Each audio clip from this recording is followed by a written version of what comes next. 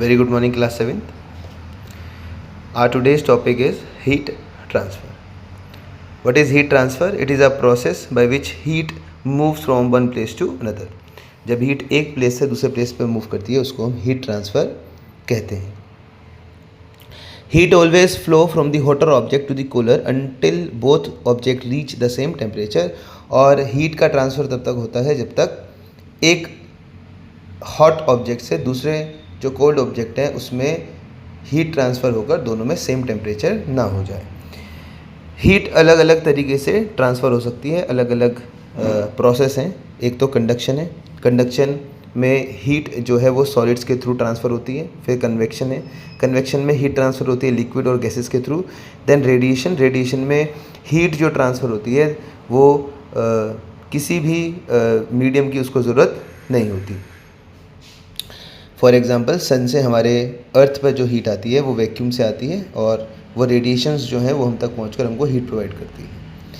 First हमारा जो process है that is conduction.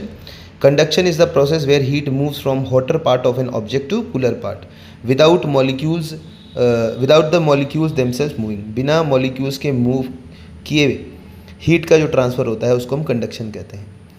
In this process heat is pass through one molecule to its adjacent molecule.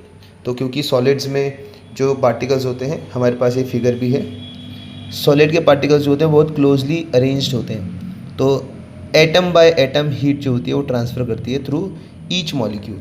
इसी को हम कंडक्शन कहते हैं. During winters we wear woollen cloth to keep ourself warm. Woollen fabric जो होते हैं वो एयर के टाइनी पोर्स एयर को ट्रैप करते हैं अपने अंदर. और एयर जो होती है वो हीट का बहुत पुअर कंडक्टर होती है और इसी वजह से हमारी बॉडी से जो हीट का लॉस होता है वो बहुत स्लो हो जाता है और हमको ठंड नहीं लगती. Next, the concept of reducing heat transfer is also use while building houses very hot और cold regions. Material that slow down conduction are use in walls.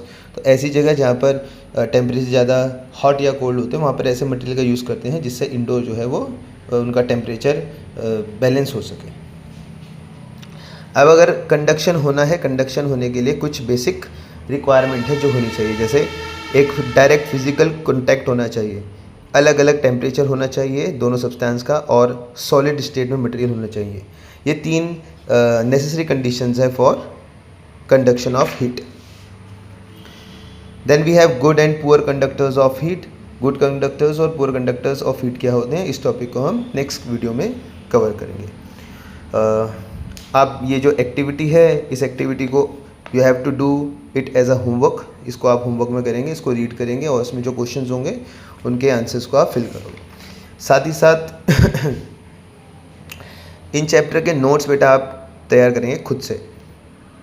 तो जैसे हमने इंपॉर्टेंट टॉपिक पढ़े हैं कंडक्शन, कन्वेक्शन, रेडिएशंस, इनके छोटे छोटे notes आपको डेफिनेशंस अपनी नोटबुक में लिख कर आनी है. Thank you class. Have a nice